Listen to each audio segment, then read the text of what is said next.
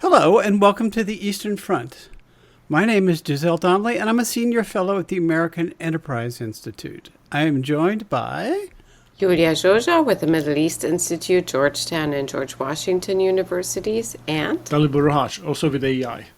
On this podcast, we talk about the challenges that have arisen to the European peace along a line that runs from the Baltic to the Black Sea, what we call the Eastern Front, and about why those are important to the United States. Today, our guest, returning for the first time in some time, is Fred Kagan, also a colleague of mine at AEI and connected with the Institute for the Study of War. ISW has really risen to prominence among even the most unsavory elements of the Russian elite over the course of this war, which Fred, I'll ask you to explain the latest chapter of. But for our listeners, if you enjoyed this episode, please consider subscribing, rating, and reviewing on Apple Podcasts, Spotify, or wherever you get your podcasts. Fred, welcome. It's good to have you back. The slings and arrows of Wagner fortune frequently go your way. Maybe you just give us a little bit of entertainment in the form of summarizing the latest exchange with our favorite chef. Yes. Well, thank you for having me back. It's a delight to be with you all again. Yes. So Yevgeny Prigozhin, the formerly known as Putin's chef, but actually the head of the Wagner Group, as well as a media conglomerate de facto in Russia, announced a couple of times that he was going to pull his forces out of Bakhmut. And in fact, I think yesterday announced that he was going to pull them all the way out of the fight and take 2 months to reconstitute them. The ISW team, which I oversee, duly reported out on what Prigozhin had announced, as we often do, and made the additional observation, which I suspect he didn't appreciate, that the net effect of this announcement was to suggest that the Wagner Group intended to sit out the Ukrainian counteroffensive. So he responded today, as he sometimes does, by saying that he will announce what Wagner is doing, and no one else should say, be saying what Wagner will be doing. Which is a little puzzling because he had announced what Wagner would be doing, which we had largely read back to him. So I don't know if he was distressed that we had sort of closed the spark gap that he'd left, namely that the net effect of what he was saying was that Wagner was going to opt out of the counteroffensive, or if we were aired in some other particular of his reporting his rant. But in any event, that was his response. I'm just guessing his manhood felt threatened, but that's pure speculation on my part. Well, listen. Okay. He's already made observations about whether we were or were not in touch with his deceased mother-in-law. It was okay. Let's not go down. Strange. Yes, let's not go down that route. Let's save it for the record. We are not in touch with his deceased mother-in-law or any other deceased persons. Okay. That's great. Let us do, however, speak of Bakhmut, a long sought and dearly paid for Wagner triumph, quote unquote. The Russians claim that they've gotten the last couple of piles of rubble in western Bakhmut, and meanwhile, Russian regular forces have had to reinforce the Russian flanks north and south of Bakhmut, if I remember the details correctly, against fairly limited but at least threatening Ukrainian counterattacks. Fred, I think this is, Bakhmut has become this sort of, mythical beast, sort of from the Russian side and the Ukrainian side. It might be a good time to walk us through the anabasis of a small town in the central Donbass and try to put that in. I know it's kind of too early to tell in that you can't really lop off Bakhmut and the fight for it from what is about to transpire. But if anybody's got perspective on this, it would be ISW. So if you could give us a brief walkthrough of how you look at that contest, that would be a good place to start. And since we were in the context of Prigozhin and Bakhmut, taking advantage of that, could you also tell us why he's now announced for 5 or 6 times? I stopped counting that he's Okay, going to. no more Prigozhin jokes, okay, until the last He's the 5 star minutes. of the show. Okay, just it's no Is candy, no candy until you eat your peas. is it about getting more ammunition or threatening to, or how does that piece of the puzzle fit into the greater Bakhmut? So, first of all, we will be ISW will be publishing hopefully tomorrow a superlative piece by Katerina Stepanenko, one of the battle captains on that team, actually going through the whole history of the context in which Bakhmut has figured from the start of the war. And I'm not going to preempt her fantastic analysis, but the bottom line is that it has long lost any operational significance that it might have had, and become almost entirely a political and symbolic thing for the Russians. It really doesn't matter very much from any operational perspective whether the Russians are at the city limit, which is a location of no particular significance, or whether they had stopped at the canal, or whether they hadn't taken the city at all. So what is actually going on here? Prigozhin actually is the star of this show because he has made himself the star of this show, and that actually really matters. In fact, he's kind of a bit of a black hole on the Russian side, whose gravitational field has distorted the Russian campaign. Prigozhin is a unique figure in Russia. He has no official position in the Russian government. His participation in the war is purely as de facto head of the Wagner group of mercenaries, mercenaries being, by the way, illegal in Russia, a point that his domestic adversaries periodically point out. But he's more than that.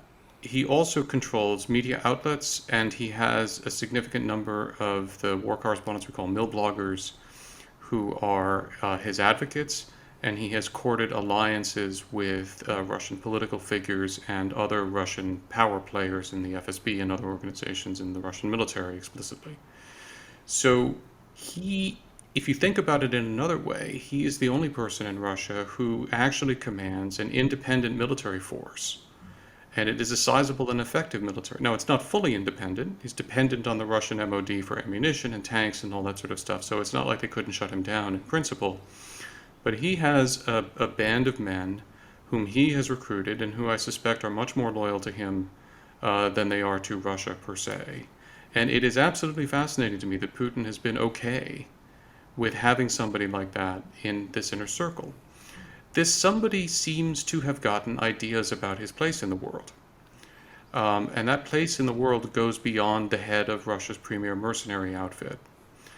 And people have accused Prigozhin of having political ambitions, and candidly, he said some things that make it hard to dispute that. And he certainly has had ambitions to control one way or another the Russian military.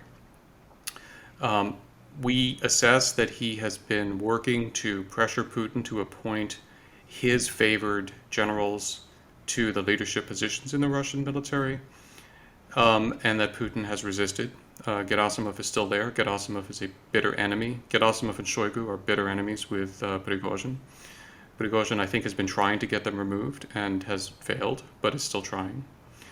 And that struggle, which I think the sides regard as an existential struggle, that struggle has badly distorted the Russian war effort, because it has meant that Prigozhin has carried on with the attack on Bakhmut even when it was clear that the Russian Ministry of Defense and General Staff didn't want this to be going on and didn't want to support it. And they have clearly been unable to stop him from carrying on with this. He's been carrying on with it long after it had any continued operational significance, We suspect largely because, first of all, he wants to make face with Putin and demonstrate that he and he alone can produce battlefield successes. And second of all, because he is in an existential fight for the future control of the Russian military and wants to show up Gerasimov and Shoigu. So what is the net effect of all of this? Well, the net effect is that Prigozhin bit off more than he could chew. And earlier in the spring, the Wagner offensives were culminating. And there was a big series of arguments and discussions, and Putin appears to have weighed in. And the Russian Ministry of Defense sent Russian reinforcements, including airborne troops, to relieve the flanks so that Wagner could focus entirely on the city. The Ukrainians then skillfully held the flanks and forced Wagner to fight all the way through the city in the most attritional possible way, which Prigozhin did.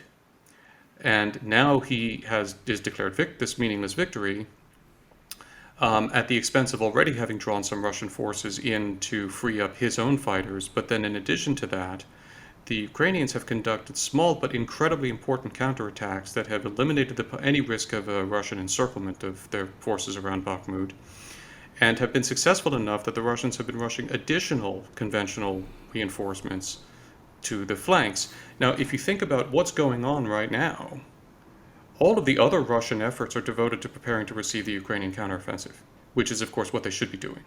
So they should be conserving shells. They should be digging in. They should be having the forces that are now around Bakhmut, not around Bakhmut, but elsewhere, preparing, because they don't know where the Ukrainians are going to attack any more than I do. And instead, they've been drawn to Bakhmut, all because of the gravitational pull that Prigozhin has exerted.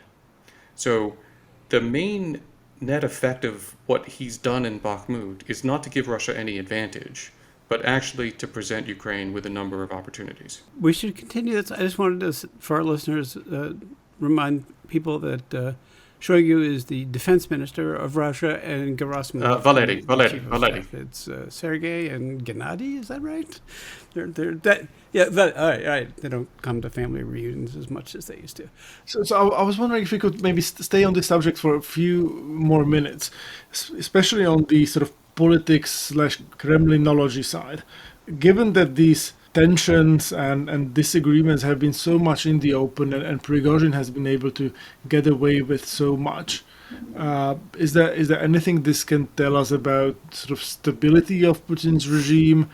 Are there other potential contenders who might feel encouraged by this precedent to also go out and sort of present a sort of independent view of things? What does it tell us about sort of like Putin's hold on power?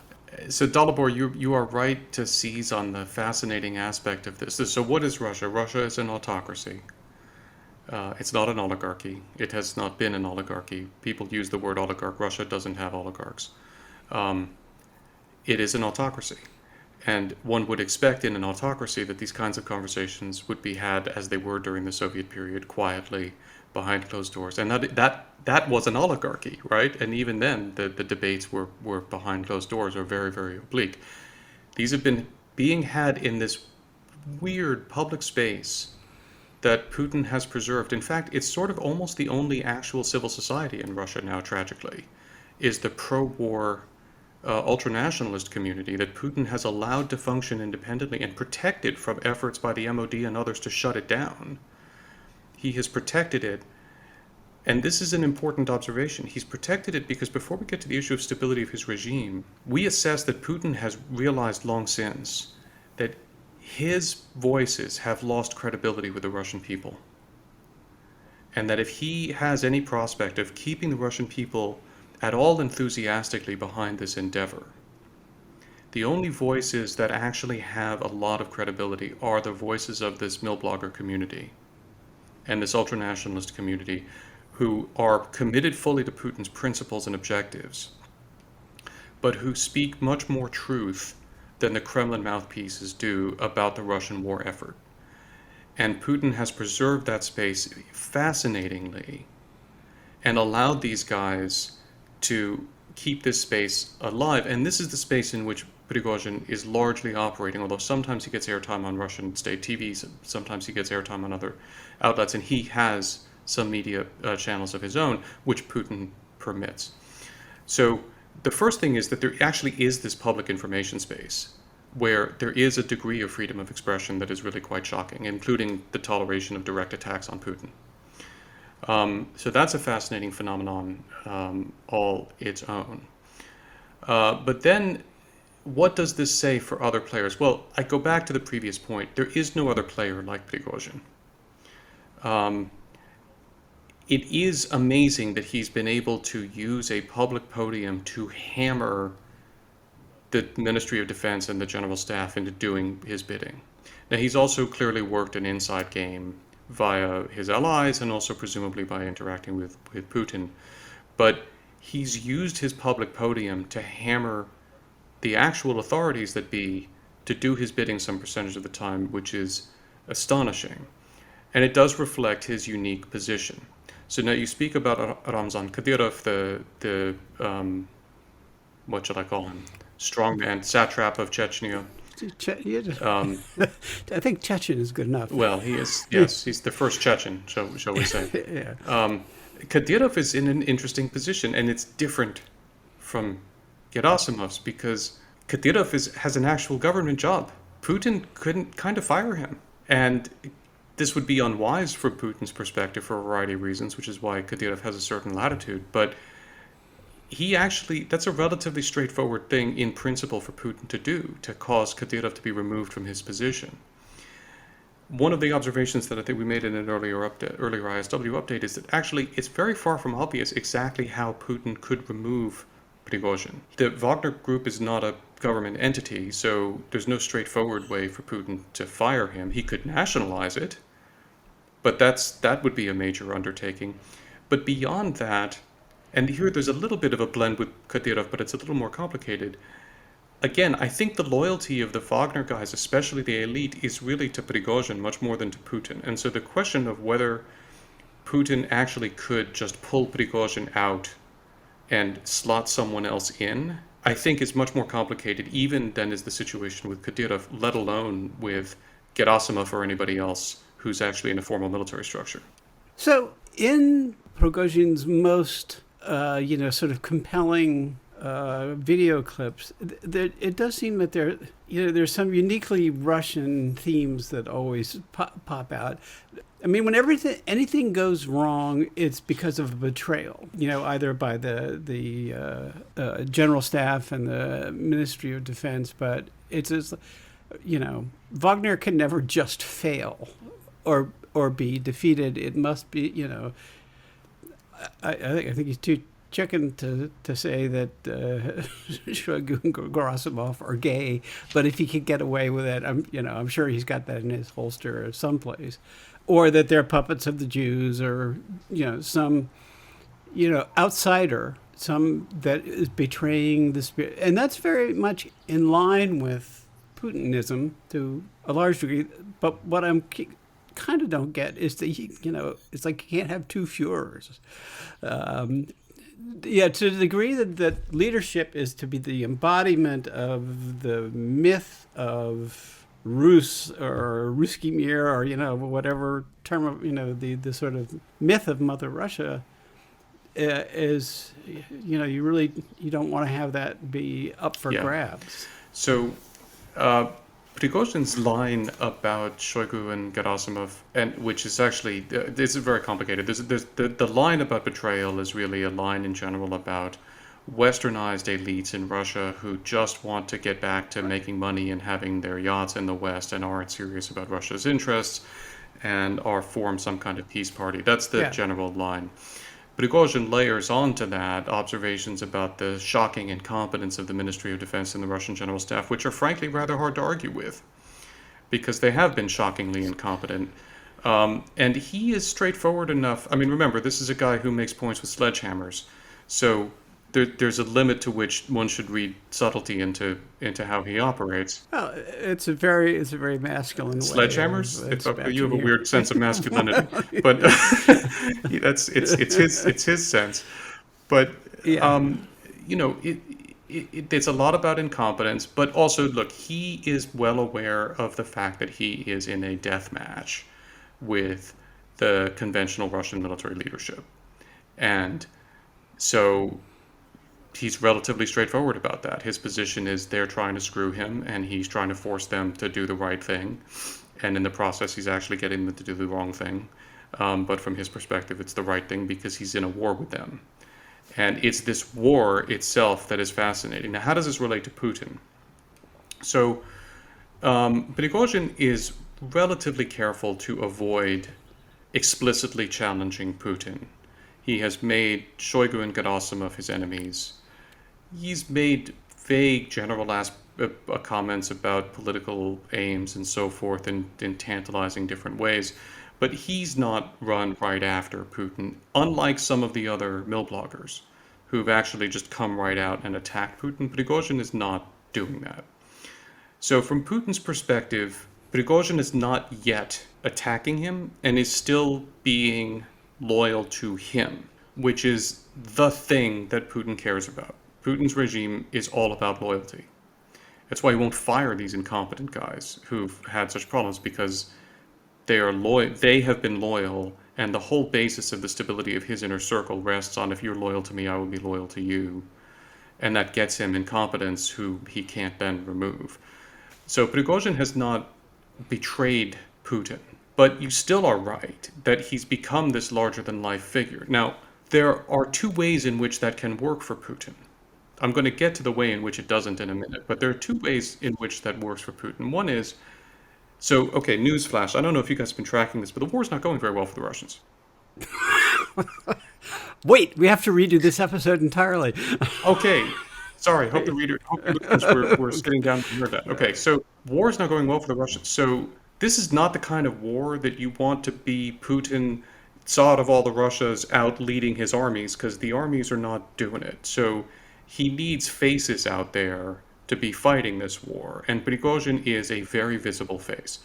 He is a somewhat more attractive, this is an incredibly weird thing to say, face than Gerasimov, Shoigu, or anyone else, because he actually has gained territory, whereas they have mostly been, shall we say, politely retrograding.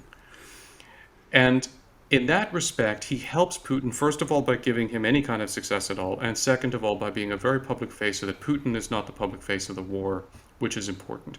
The other way in which he helps Putin is that the art of being Putin historically has been to be seen to balance competing blocs, rather than to simply to be an absolute dictator of the Stalin variety.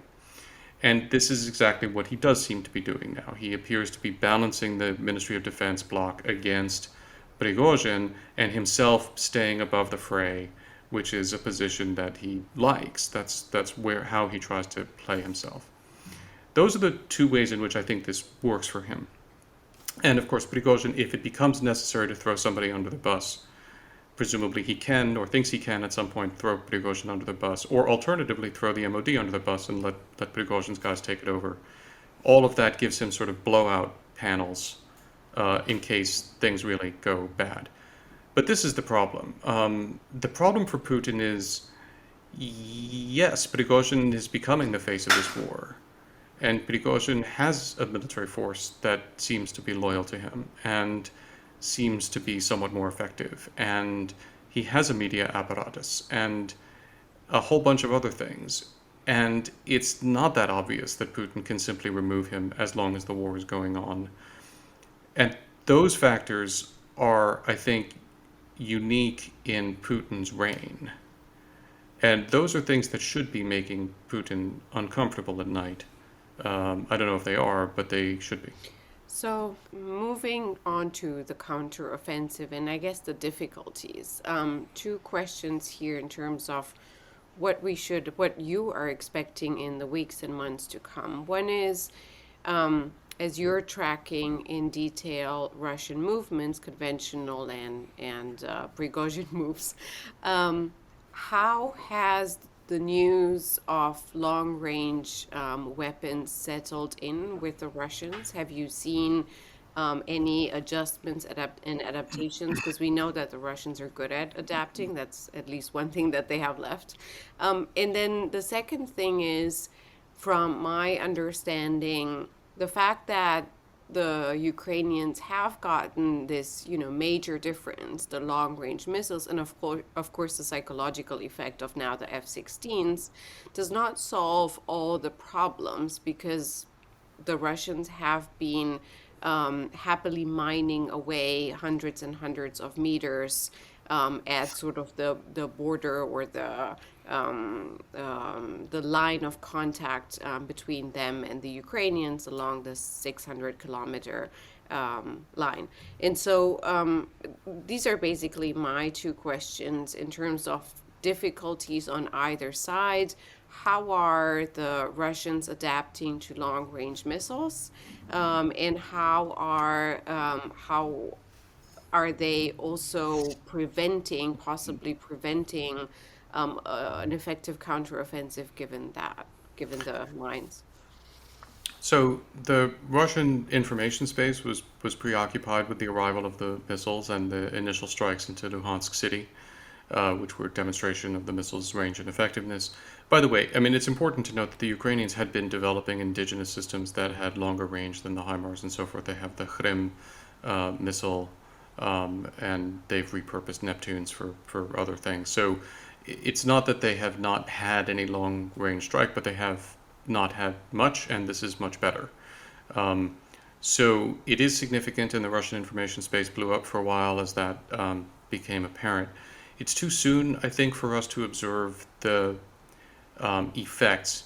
If we think back to what the effects of the HIMARS were, the Russians had been stockpiling artillery very close to the front line to facilitate enormous and rapid resupply. And as the HIMARS started taking out ammo depots, they had to disperse and go smaller and push them further back, which reduced the rate of fire on the front line. So that is the current situation, is the Russians had adapted to the HIMARS in that way. It's important to note, by the way, that the adaptation was a mitigation. It didn't restore the Russian capability. It simply mitigated the damage the Ukrainians were doing to it, because it did deprive the Russians of the ability to have huge stockpiles of ammunition, right up close to the front line. Now we're talking about the Ukrainian ability to hit deeper targets. Well, what are those targets? Well, on the one hand, they can be deeper ammo depots and other things. I think it's going to be a lot longer and a lot harder for us to see the actual effects of Russian adaptations to having to decentralize in the rear if they end up doing that. But we've also had reports that the Ukrainians have been striking some kind of headquarters at the Mariupol and Berdyansk airfields. I have no idea what the Ukrainians were shooting at, and I have no idea what they hit. But again, to the extent that the Russians have had, I'm not going to speculate, but to the extent that the Russians have had headquarters in those areas that were important for coordinating activity, it's no longer safe for them to do so. So they will need to adjust. It's hard, without knowing what the Ukrainians are shooting at, it's almost impossible to evaluate what the adaptation would look like or what the effect would be and how permanent or temporary. So with the range of these missiles going after these kinds of targets, I think it's going to be hard to judge what the actual effect is for a while, unless the Ukrainians find some nexus target or target set that they can hit that really unhinge things. If they did that, I would expect them to do it in relatively close proximity to unleashing the fury of the counteroffensive. Now, as for the defensive lines, if I could, I think it's very important not to get hung up on the satellite imagery. Defenses are only defenses if they are manned. If they're not manned, they're just obstacles. Minefields can be cleared, Dragon's Teeth can be cleared or destroyed, trenches can be driven over or through. This is one of the first things that they teach you in small unit tactics in the military. But when they get cleared, don't you then force troops and equipment into very narrow? Sure. Yeah. Yeah, absolutely. So they can be kill sacks. Right, and that's part of the purpose of minefields and all of these obstacles is to create kill sacks. But again, that's significant only if there's artillery that is ready and able to shoot and take advantage of that opportunity. And there may be. But what we've been observing is that the Russian forces that we assess to be along large areas of the front that are of interest are relatively far too thin. to man these defenses at ratios that would be that anybody would regard as doctrinally acceptable to stop a major prepared mechanized offensive. And in addition to that, it seems very clear, well, let me say we assess, and it seems very clear that most of the Russian forces are actually positioned forward of their defensive lines. So what they have actually done is to prepare a series of fallback positions with these lines.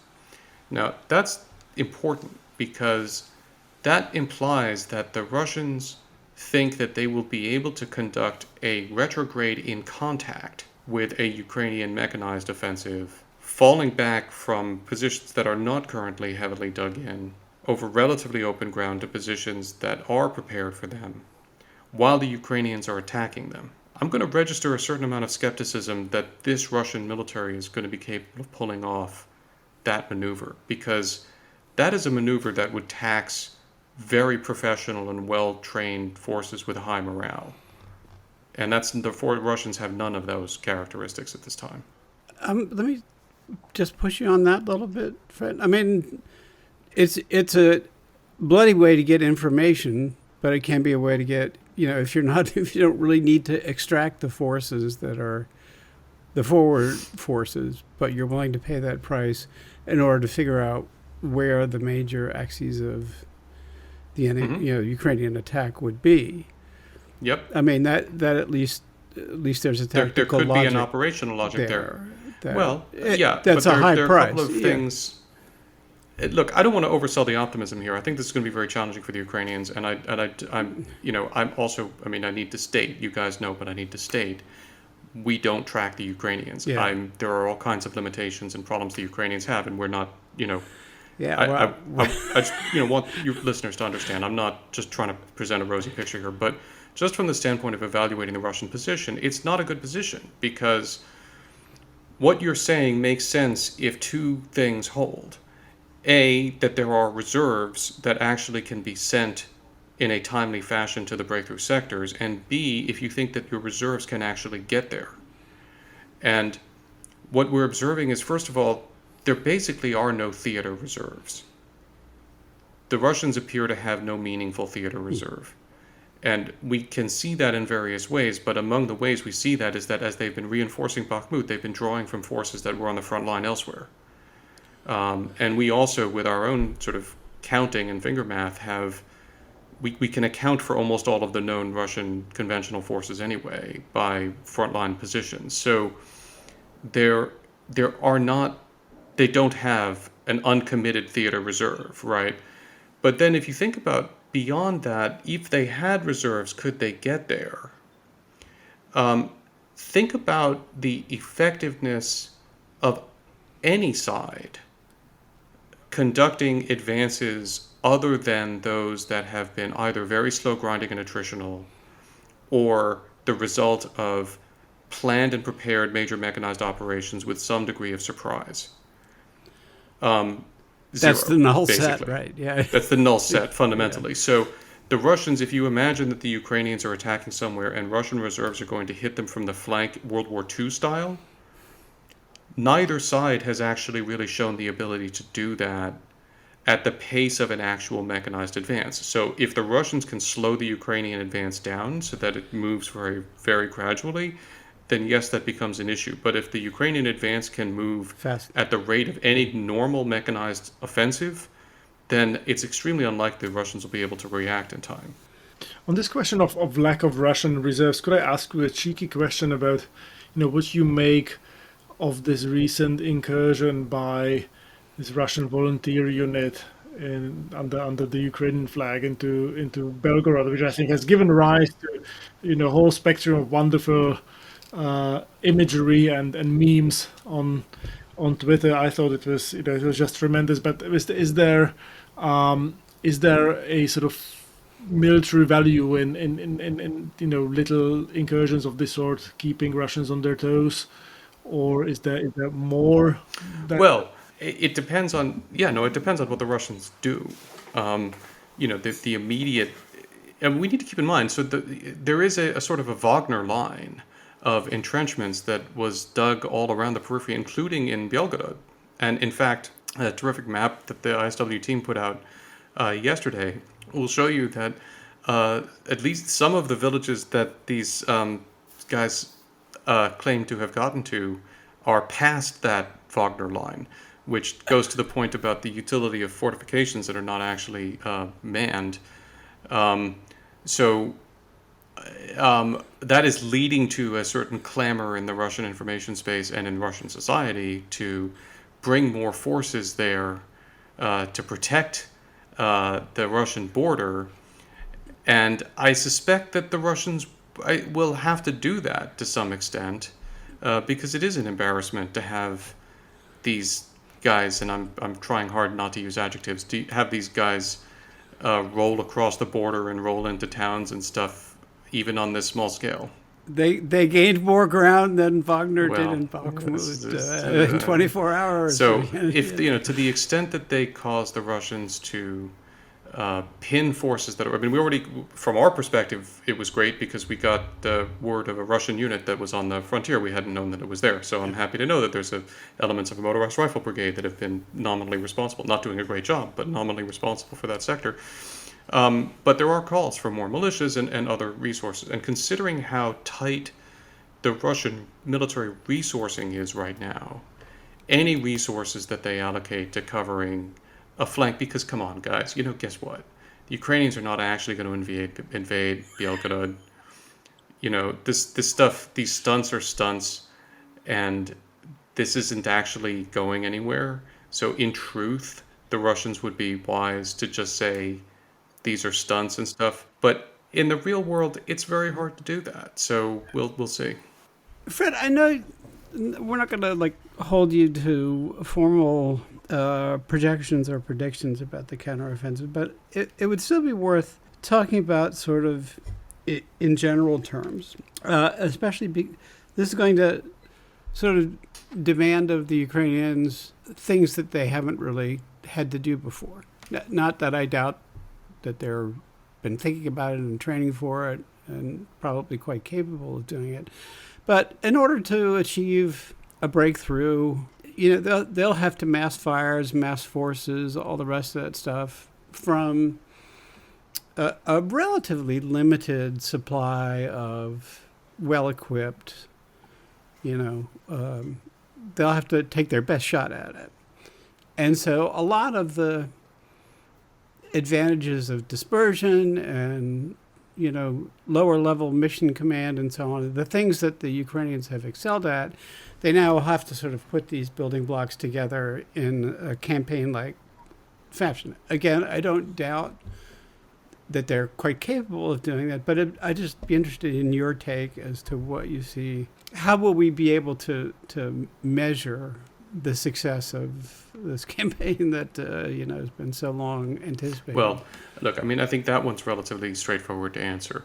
If the Ukrainians can mount an effective mechanized offensive on a reasonable scale that advances at a reasonable mechanized offensive pace in one or more locations on the line, then that is what we're looking for. If the Russians are able to stop Ukrainian offensives at or near their prepared defensive positions, even if it's not the first prepared defensive position, that is likely, although it's a little complicated, not successful. The caveat is I could see a circumstance in which the Ukrainians push partway through in one sector and then launch elsewhere. But at the end of the day, they're going to need to break through these prepared defensive positions and get to operationally, if not strategically, critical terrain. So I think grading the counteroffensive overall will be relatively straightforward, telling initially whether it looks like it is headed in the right direction or not.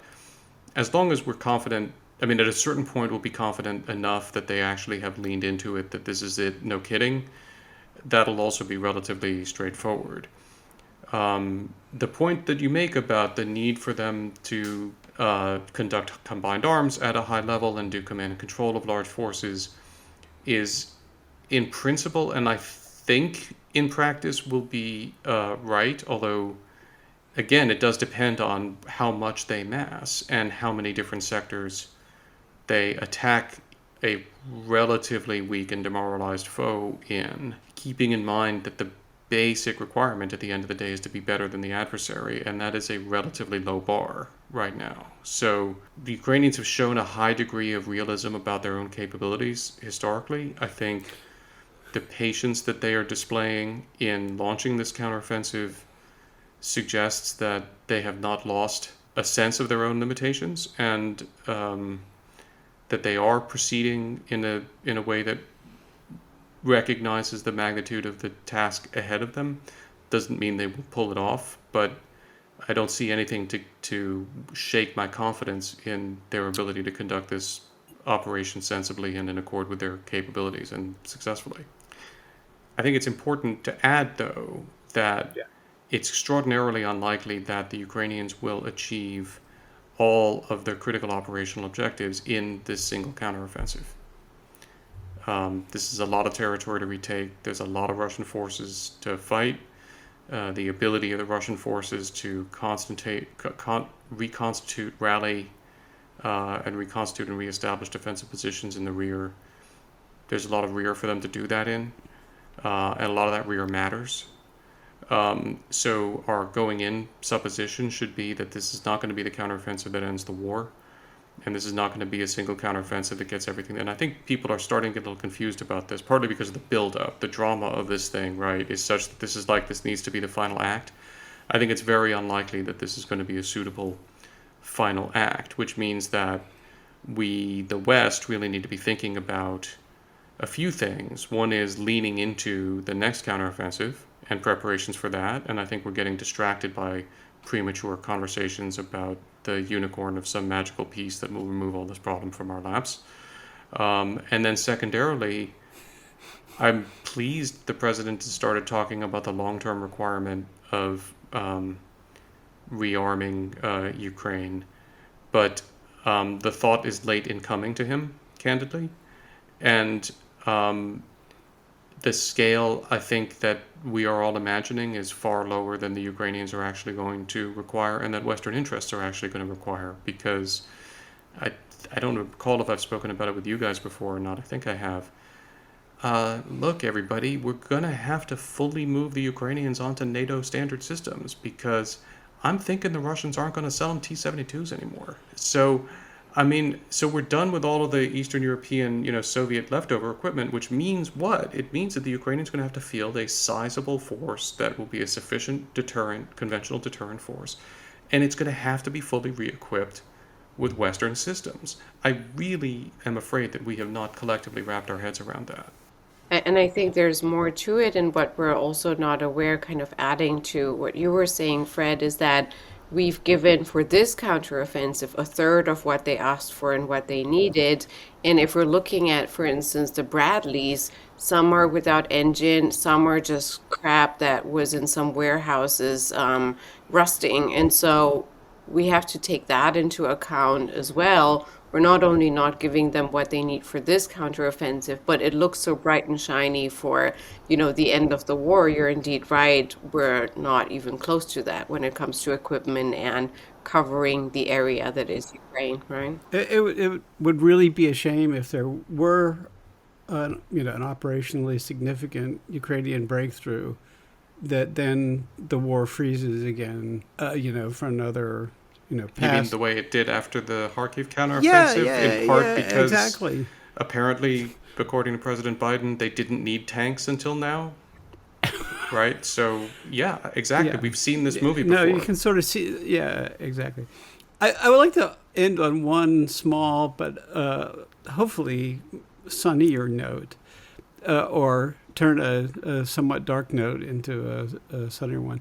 What has been striking to me is the utter inability of the Russians to do anything with their missile and airstrikes that seems to have forestalled any counteroffensive in any way. I'm sure the Ukrainians are staying as dispersed as they can be until the last, and doing all the tactical things that they should be. But like every time the Russians waste an expensive munition that gets shot down by a Patriot, I just think, boy, it's a human tragedy, and again, the Russians just don't seem to have either the capability or the capacity to forestall Ukraine's buildup, again, whatever state they're in. Yeah, I mean, I think it's a little bit hard to tell because we don't know what all the targets are that are being hit in the rear. So I'm not prepared to say. But they're way in they're way in the rear. That's right. They're not. They're way in the rear. So that gets to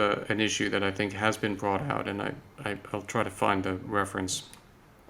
But people who are actually expert on this have written about it, so I'm parroting them. But I think what the Russians really lack is the ability to do rapid dynamic targeting. And this is, I think, one of the things that, when the question is sort of why haven't they been plinking the trains carrying stuff coming in, I think the answer is because they don't have the ability to do that kind of rapid dynamic targeting. I don't know to what extent that's a technical issue, but it's certainly a procedural personnel issue. They are not trained and equipped to do that. And the fact, and this is key, the fact that we have given the Ukrainians just enough air defense to keep Russian manned aircraft out of the skies over Ukraine means that they don't have the normal way that one would do that kind of dynamic targeting, right? So that is a point of emphasis of how critically vital it is to make sure that we give the Ukrainians what they need to keep Russian manned aircraft out of their skies, because the minute you start getting Su-34s and Su-35s able to operate freely, I mean, leave aside the question of Bears unloading on Kyiv, which is, we know what that looks like in Syria. But if if they could have or even the Su-25s at range, going in and following trains and shooting them up, then the Ukrainians would be in a whole other world. But without the ability to put manned aircraft over targets, the Russians really don't seem to have a kill chain that lets them put a Kinjal on a moving target, even though, in theory, that should be a straightforward undertaking. Fred, thank you so much for coming in. You always are so erudite in these conversations that every time you conclude a segment, it seems like the agenda is thoroughly addressed and exhausted.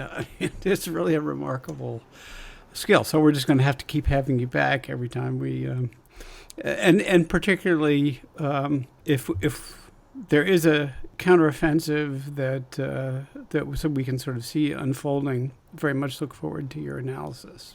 So thanks to you two for joining us. So from me, Giselle Donnelly, and Julia Zosa, and David Buruhach. Thanks so much for listening to the Eastern Front. Our podcast is dedicated to the security challenges that have arisen along the line from the Baltic to the Black Sea. You can find more episodes and additional content on our website at aei.org or on Apple Podcasts, Spotify, or wherever you get your podcasts. Please do be in touch with us on Twitter using the hashtag @EasternFrontPod, one very long word. If you enjoyed this episode, please consider subscribing, rating, and reviewing us. Finally, just wanted to remind you that we have a newsletter that comes out periodically, which you can sign up for through the link included in the show notes. That comes out every other week. Not only includes links to the episodes, but exclusive Q&A material with the three of us, and also links to the things that we write elsewhere, op-eds and articles from us on the topic. Thank you, and until next time, goodbye.